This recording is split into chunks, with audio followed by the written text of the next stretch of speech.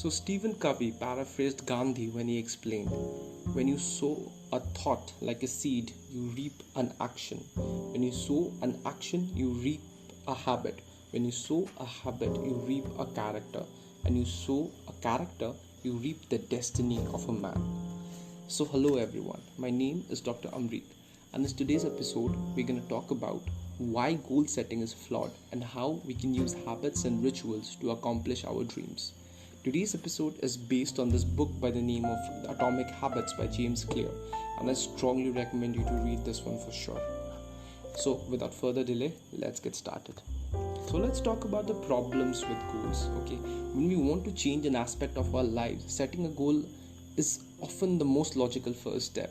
Like, despite being touted by many a self-help guru as the best possible first step, this approach has some very problematic facets. You see, goals have an endpoint, okay, and this is why many people go back to their previous state after achieving a certain goal. Like, people run marathons and then stop exercising altogether afterward, or they make a certain amount of money and then fall into debt soon after. We reach a goal weight only to spoil our progress by overeating to celebrate, and damn, I'm so guilty of this, alright? You see, goals also rely on factors on which we do not have any control over. It's an unavoidable fact that reaching a goal is not always possible regardless of the insane amount of effort we might put in. Okay, like an injury can always derail our fitness goals, an unexpected expense might sabotage our financial goals. Also, goals rely a lot on willpower and self-discipline.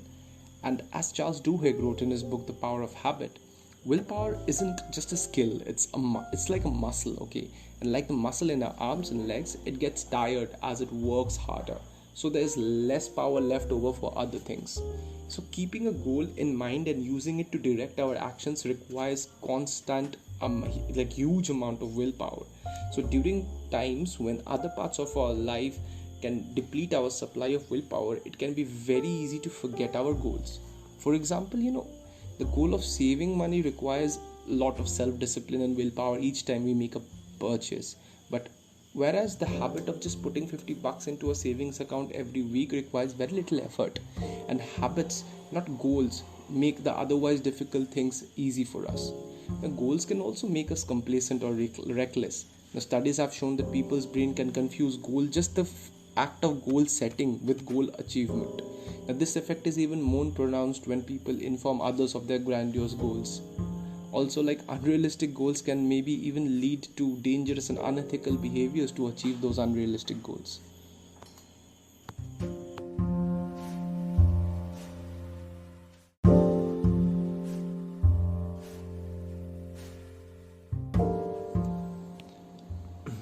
So let's talk about the surprising power of small habits. You see, we convince ourselves that massive success requires massive action, but actually the inverse is true. Small improvements accumulate into remarkable results. Okay, so habits are small repetitive things that you do every day or weekly or every single time. And habits are the compound interest of self-development. The same way that money multiplies through compound interest, the effects of your habit multiply as you repeat them. They seem to make no difference whatsoever on any given day, yet the impact they deliver over months and years can be enormous. And it is only looking back 2, 5 or perhaps even 10 years that the value of good habits and the cost of bad ones become strikingly apparent. You see, whatever you are today, like almost everything, is a lagging measure of your habits. Like, for example, your net worth is a lagging measure of your financial habits. Your weight is a lagging measure of your workout and eating habits. Your knowledge is a lagging measure of your learning habits. So you get what you repeat. Now, our habits define who we are. In the words of the author, ultimately, your habits matter because they help you become the type of person you wish to be. They are the channel through which you develop your deepest beliefs about yourself. The process of building habits is actually the process of you becoming yourself. You see, there are these 3 layers of behavior change, alright? What we see, the outcome or the goal which we seek is the outer layer. The processes which we employ to achieve that goal form the inner layer, and the identity which we form about ourselves is at the core. Okay, so most goals people set are related to an outcome. For example, I want to make 100k by the 100k salary by the age of 30. Okay, and then habits people set are related to the process. So that if so that I can earn 100k by the age of 30, I will spend 1 hour every morning to learn a new skill. Okay, but if you start it in reverse, okay, if you start with your identity change, like the core of the behavior change, it will reflect on your habits and your outcomes will become much more effective. The ultimate form of intrinsic motivation is when a habit becomes a part of your identity. Okay, you might like start a habit because you have insane motivation, but the only reason you'll stick with that habit is that when that habit becomes a part of your identity. Okay, like true behavior change is identity change. I'll give you an example. Supposedly every single year, okay, every person has this new year's resolution that they will go to the gym and work out and change their body, change their life. So that is what happens, like, and a lot of people do buy gym memberships, right? With that sudden spurt of motivation, you can start that habit, but until and unless you believe it deep down inside that I'm a fit person who works out, okay, if you do not have that behavior change, if you do not have that belief about yourself, it would be very hard for you to continue going to the gym every single day. So you have to concentrate on changing your identity, change that self-defeating story you tell yourself about yourself, and take action every single day, no matter how small. See, if you get just 1% better every single day, you will end up being almost 37 times better after a year. So that's what you should concentrate upon, getting just 1% better every single day. Now the effects of this small little habits compound over time. You see the small little steps that you take towards self improvement, towards getting better every single moment, every single day. These things add up. So maybe in the moment they seem to make very little difference on any given day, but let me assure you, okay, the impact that they will deliver over months and years would be enormous. A very slight change in your daily habits can guide your life to a completely different destination. See, the only thing that is constant in life is change. Okay, I hope you do agree with me. Now, so we are constantly moving, okay, but it's completely up to you whether you want to move forward or you want to move backward, whether like you want to be continuously improving or continuously deteriorating, because one or the other is always happening. If you're not improving, you're definitely deteriorating on something.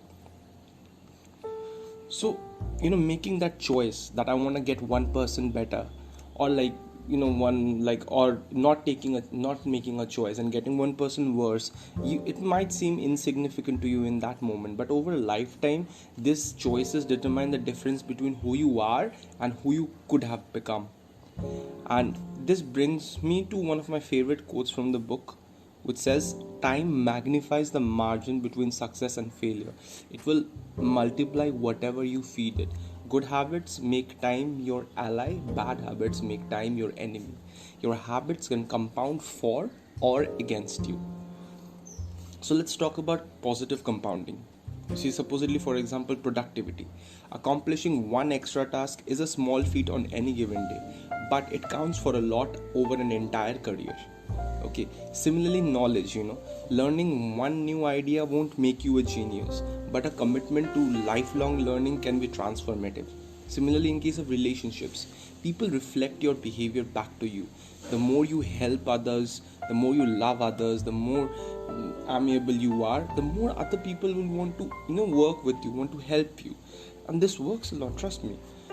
Now also, let's talk about negative compounding. What are the things that negative things that can compound over time? Supposedly you're stressed, okay, so by themselves these small little causes of stress are very manageable, but when these little every single day you are stressed about something or the other, and these stresses persist for years, these little stresses compound and can result into serious health issues. Or supposedly negative thoughts, the more you think of yourself as like worthless, stupid or ugly, the more you condition yourself to interpret life that way. And the same is true for how you think about others. Another of the many life-changing concepts presented in this book is the one about goals versus system. You see, winners and losers have the same goal. Okay, so we don't rise to the level of our goals, we fall to the level of the systems we employ to achieve that goal. Okay, the systems are basically habits and rituals which we put in place. You see, further getting into the topic of goals versus systems, you see, goals are the results you want to achieve, okay, and basically systems are the processes that lead you to those results. So goals are basically good for setting the direction in which you want to go, but systems are the things you need to concentrate upon and put in place properly to be making progress in that direction. Okay, now achieving a goal, if you think about it, is just a momentary change. Okay, so you restrict your happiness in one way, so that like you think about this goal, okay, one day in the far future I'll achieve this goal and I'll feel happy about myself. So you restrict your happiness through this. Also, goals are at odds with long-term progress, because you won't get that necessary feedback, okay, if you're looking at this one long-term goal. The purpose of setting goal is to win the game, and the purpose of building the system is to continue playing the game. Okay, the system of atomic habits. Now, if you are having trouble changing your habits, the problem isn't you. Okay, the problem is your system. So let's talk about like how can we build better habits. Now, the ultimate purpose of habits is to solve the problem with life. Is to solve any problem of life with as minimal energy and effort as possible. Okay, so it is simply a behavior repeated enough number of times so that it becomes automatic. Now, habit formation is incredibly useful because the conscious mind is basically the bottleneck of the brain. Okay, so when you have habits dialed in and the basics of your life are handled and done, your mind is free to focus on new challenges and master the next set of problems that might arise in your life. So there is this habit loop. The author creates this habit loop here. So a habit loop basically consists of a cue. Okay, a cue is a visual signal which triggers a craving within us. Okay, a craving or a want within us that motivates us to take an action or a response, which then provides us a reward, okay, which satisfies that craving and ultimately becomes associated with the cue. So let's talk about how to create a good habit. Okay, so in the first law we have to set a cue. Okay, a visual like a visual sign which reminds us of the habit. Okay, so we have to make the cue very obvious. Okay, secondly, we have to create a craving when we see the cue, so we have to make that habit attractive. Secondly, we have to take then law number 3, the third law, we have to act like response. So we have to make the action that we take very easy. And the fourth law, reward, we have to make it satisfying. So similarly, these laws can be inverted to learn how to break a bad habit. You see, supposedly how to break a bad habit. Inversion of the first law, cue, make it invisible. So make the visual clue invisible. Sorry. So like if you're eating way too much junk food, like hide it from your sight, or hell, do not buy it at all. It will be out of sight, out of mind. And trust me, I do this thing a lot. Okay. Inversion of the second law, craving. You have to make it unattractive. Inversion of the third law, response. Make it difficult. Supposedly, for example, something I used to do back in the day was, keep your phone in another room and switch it off when you're studying. So it's very difficult for you to go to the other room and then switch the phone on and then check your notifications, right? And inversion of the fourth law, reward. So you have to make the bad habit unsatisfying. So whenever you want to change your behavior, just ask yourself, how can I make the habit obvious? How can I make the habit attractive? How can I make action easy? And how can I make the action satisfying? Okay, so let's talk about the first law, making it obvious. You see, over time, the cues that spark our habits become so common that for us they're essentially invisible. Okay, the treats on the kitchen counter, the remote control next to the couch, the phone on our pocket. So our responses to these cues are so deeply encoded that it may feel that the urge to act on them almost comes from nowhere. For this reason, we must begin the process of behavior change with awareness. One of our greatest challenges in changing habits is maintaining awareness of what we are actually doing.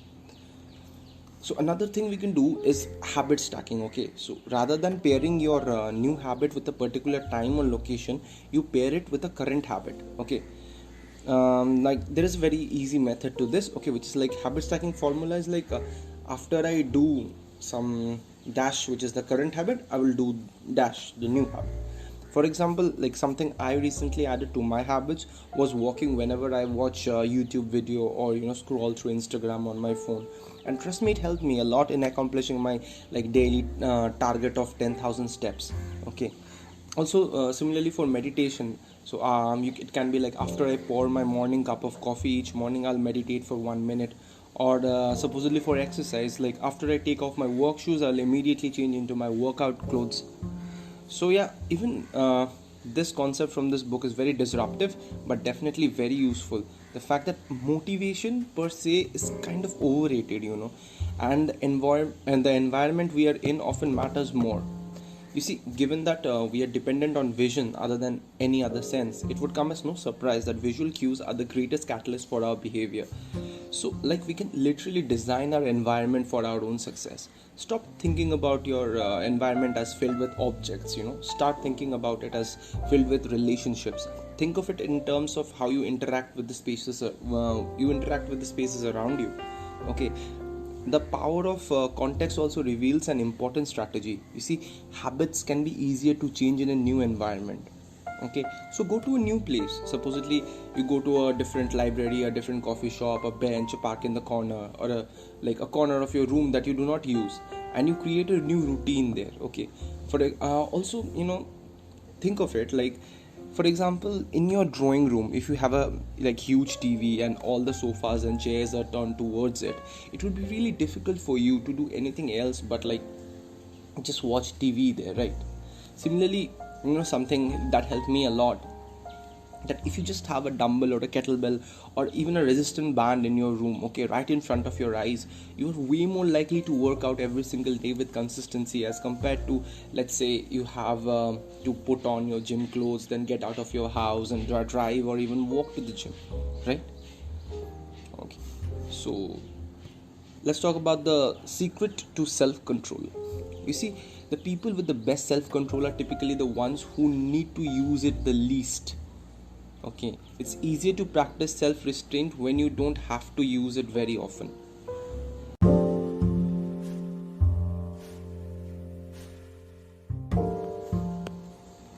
So you see, things like perseverance, grit, and willpower are essential to success. But the way to improve these qualities is not by wishing you were a more disciplined person. It is by creating a more disciplined environment. See, basically, people with high self-control tend to spend less time in tempting situations. It's easier to avoid temptation than to resist it, alright? Once the mental grooves of habit have been carved into your brain, they are nearly impossible to remove entirely, even if they go unused for a while, okay? That means that simply resisting temptation is a very ineffective strategy. It's hard, it's like very hard to maintain a zen like attitude in life filled with interruptions. Okay, it takes like way too much energy. So in the short run, you can choose to overpower your temptations, okay, by sheer force of willpower, but in the long run we become a product of the environment that we live in. So this is the secret to self-control. Make the cues of your good habits obvious and the cues of your bad habits invisible. All right, so let's talk about the second law, like how to make the habit attractive. Now, we need to make that habit irresistible. Okay, so when it comes to habit, the key takeaway is this: that dopamine is released not only when we experience pleasure, but also when we anticipate pleasure. Okay, like for example, gambling addicts have that dopamine spike right before they place a bet, not after they win. Okay, cocaine addicts get that surge of dopamine when they see the powder, not after when they take it. So whenever you predict that an opportunity will be rewarding, your levels of dopamine spike up in anticipation. Okay, and whenever the dopamine rises, so does your motivation to act on it. So your brain has far more neural circuitry allocated for wanting rewards than for liking them. Okay, so we need to make our habits attractive because it is the expectation of a rewarding experience that motivates us to act in the first place. Like this is where the strategy known as temptation building comes into play. Okay, now temptation building can be used to make our habits more attractive. It's like it works by linking an action you want to do with an action you need to do. Okay, for example, perhaps you like to watch celebrity gossip, and but you also want to get in shape, right? So using temptation building, you can only read, it can be, you can build habits like you can only see the television or reality TV, or when you're working out on the gym, or when you're cycling, or when you're on the treadmill, right? It's very similar to that habit which I incorporated and talked about previously, like walking whenever I'm watching a YouTube video or like scrolling through Instagram. And it helped me a lot, trust me on that, and telling that from personal experience. Now let's talk about the role of family and friends in shaping your habits. Okay, the culture we live in determines which behaviors are attractive to us. Okay, because we tend to adapt habits that are praised and approved by our culture, because we have a very strong desire to fit in and belong to the tribe. Okay, it's one of those Maslow's hierarchy of needs thing. And for this we tend to imitate the habits of the three social groups. Okay, so we tend to imitate the habits of the close family and friends. We tend to imitate the habits of the many, like the tribe to which we belong. And we tend to imitate the habits of the very powerful, the people we worship, like the people with prestige and status, people who we aspire to be like. All right, so one of the most effective things that you can do to build better habits is to join a culture where your desired behavior is the normal behavior. Okay, supposedly you are already having something in common with the group. Like for example, you are supposedly you are way more likely to work out if you have a gym buddy with you, a workout partner. Okay, because or like a lot of people in your group already work out. Okay, your results are definitely gonna be better if you are in a group of people who are always who are into academic like endeavors. Okay, you're way more likely to produce more research papers if you are in a group of people who do that. Okay, so the normal behavior of the tribe often overpowers the desired behavior of the individual. Okay, so most days we would rather be wrong with the crowd than be right by ourselves. So if a behavior can get us approval, respect and praise, we find it attractive. So so from the above given examples, you can very well use this for your own benefit. Okay, so how do you find and fix the causes of your bad habits? See, habits are attractive when we associate them with positive feelings. Okay, and when we use this insight to our advantage rather to our detriment. So reframing our habits to highlight their benefits rather than their drawbacks is a fast and lightweight way to reprogram our mind and make a habit seem more attractive. Okay, so for example, for exercise. Okay, instead of telling yourself that okay fine, I need to get up in the morning, get all sweaty and run in the morning, say it that okay, it's time for me to build that endurance, to get faster and get that stamina, instead of like I need to lift up heavy weights, it will hurt me, my muscles will be sore. Think about it like okay fine, I'm building like muscle. Okay, I'll get broader, I'll get stronger. Think it of like this. Okay, supposedly for your personal finances, like saving money is like in our culture definitely, because we are always like bombarded with advertisements which are promoting us to spend more. So saving money is often associated with sacrifice. Okay, but however, if you can associate saving with with freedom, like financial freedom, rather than a limitation, you will realize one simple truth, that supposedly living below your means increases your future means. Okay, the money you save this month increasing your purchasing power next month. Okay, so if you think it that way, then automatically you're more likely to save. Okay, similarly, if you like supposedly in studying, okay, so if you look at it, oh, he's a nerd and every single day he's spending his entire day just looking at books and jotting down points. Okay, you're way less likely to put that time in to improve your skills and to learn things. But if you look at it this way, like okay fine, this is my hustle. Okay, I'm grinding every single day to get better at my job, to acquire skills that's gonna help me become a better doctor in the future. So that is a way when you can you will be way more imbibed in your study and you will have way more fun doing it per se. Also, in case supposedly another example is of meditation. Okay, see, you can literally transform frustration into delight when you realize that each interruption gives you a chance to practice returning to your breath. Distraction is a good thing because you need distractions to practice meditation.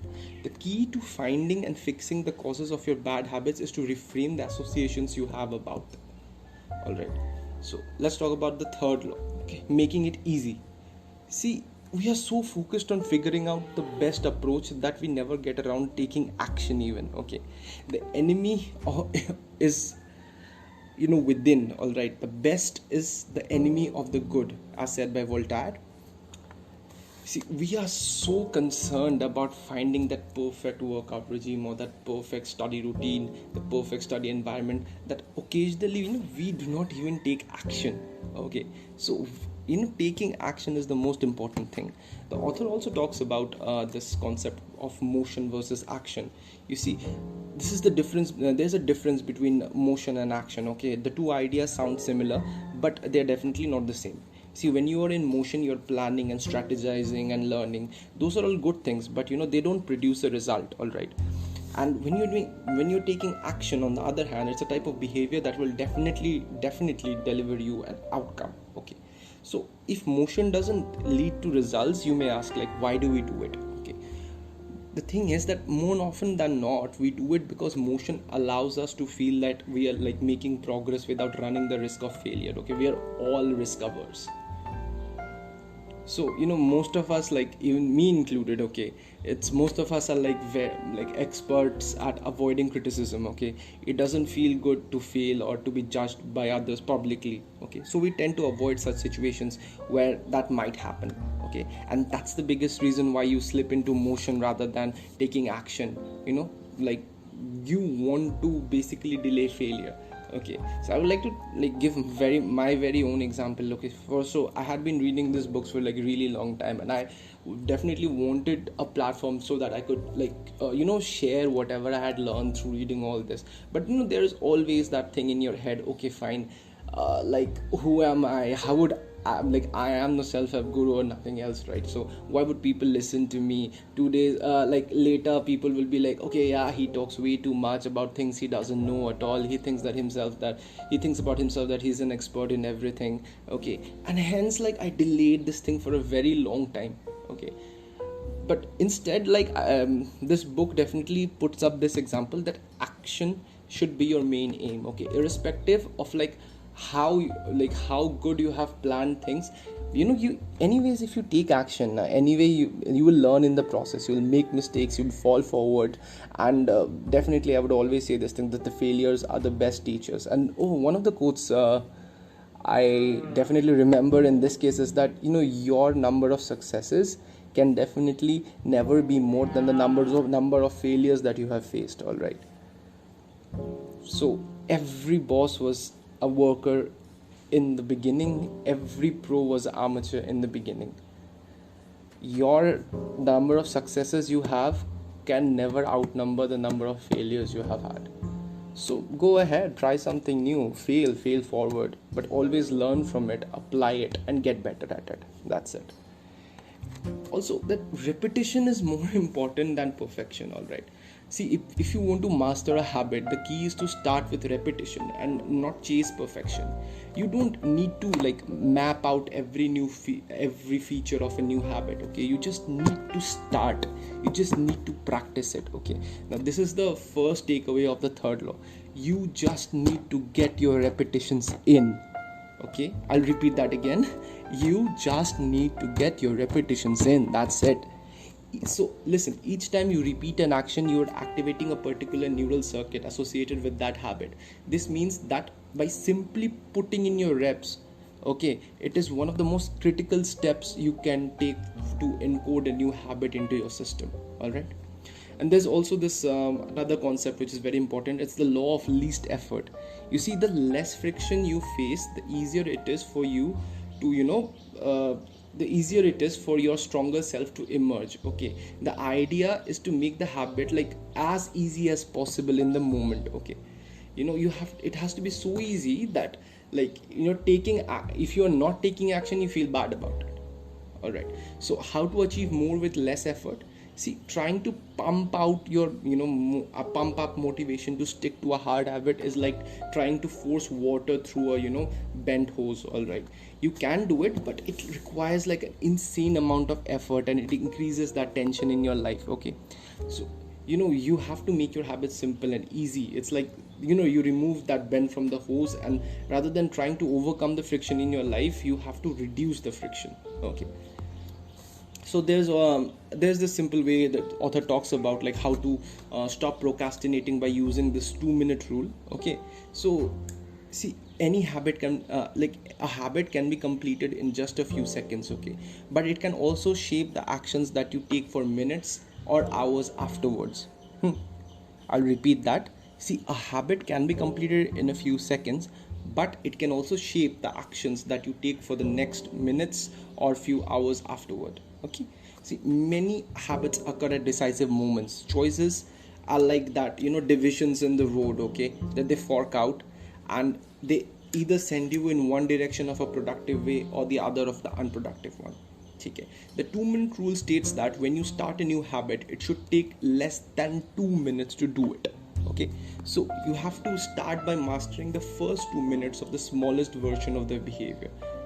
Okay, and then you supposedly advance to a more intermediate stage and then repeat the process. Okay, you focus on just that first 2 minutes.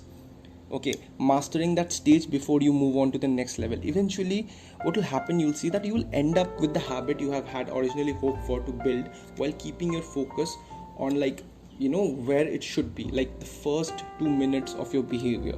Okay, supposedly you want to become vegan. Okay, becoming vegan is a kind of bad example. Let's talk about, like, supposedly you want to work out. Okay, so it just has to, like, you want to get in shape. Okay, supposedly, so just start with small things. Okay, small things like, okay, fine, I'll just start walking. Okay, instead of taking a ride from work back home, I'll just walk.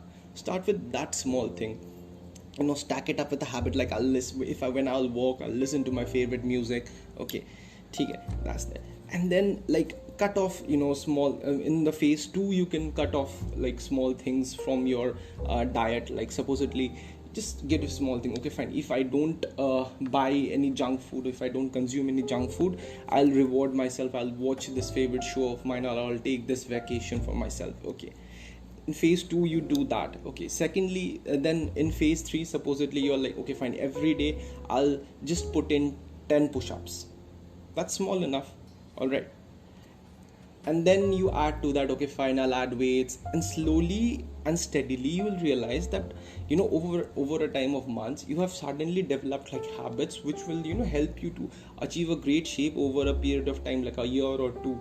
Okay, with putting, like, bare minimum effort. Okay, now let's talk about the 4th law, about making it satisfying. Okay, you see, the cardinal rule of behavioral change is that what is rewarded, it is repeated. Okay, what is punished, it always is avoided.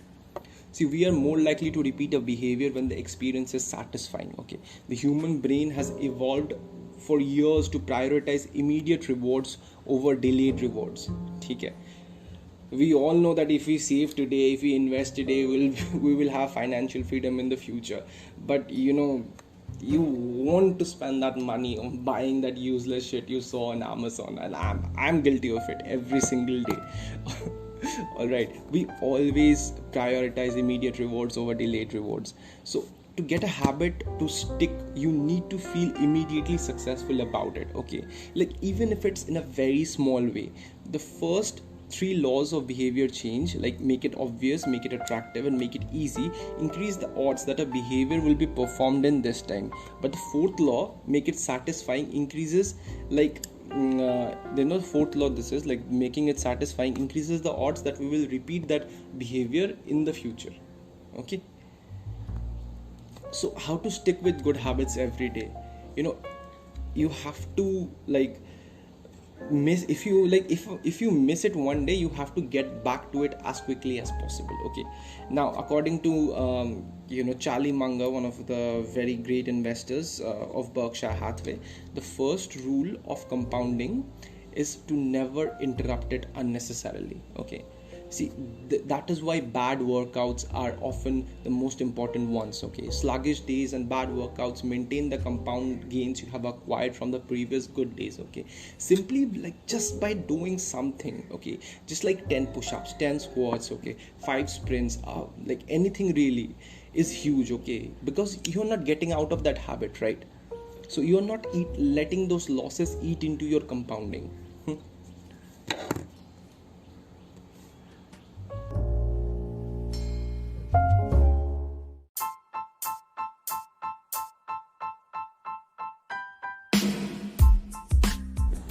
So that's it, guys, for today.